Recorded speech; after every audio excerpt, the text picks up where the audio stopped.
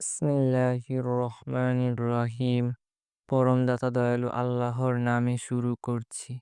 আলহামদুলিল্লাহি রব্বিল আলামিন। সমস্ত প্রশংসা আল্লাহ তাআলার, যিনি বিশ্বজগতের পালন কর্তা। আর রহমানির রহিম, অত্যন্ত করুণাময় ও পরম দয়ালু। মালিক ইয়াউমিদ্দিন, যিনি বিচার দিনের মালিক। ইয়াকা না'বুদু ওয়া ইয়াকা নাস্তাঈন। আমরা শুধু তোমারই ইবাদত করি এবং তোমারই নিকট সাহায্য প্রার্থনা করি। ইহদিনাস সিরাতাল মুস্তাকিম, আমাদেরকে সরল সঠিক পথ দেখাও। সিরাতাল্লাযীনা আন'আমতা আলাইহিম, তাদের পথ যাদের তুমি অনুগ্রহ দান করেছ।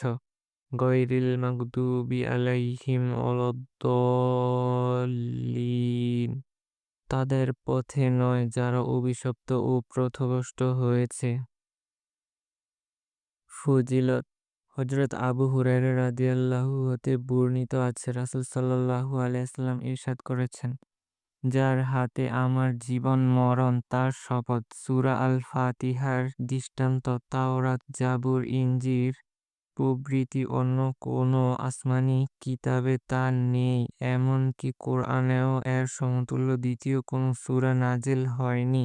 আমল: যে কোনো রোগের জন্য সূরা ফাতিহা ৪০ বার পাঠ করে পানিতে ফু দিয়ে ওই পানি দিয়ে ছিটালে রোগ ভালো হয়ে যায়। তবে এতে রোগী ও আমলকারী উভয়ের দৃঢ় বিশ্বাস থাকতে হবে।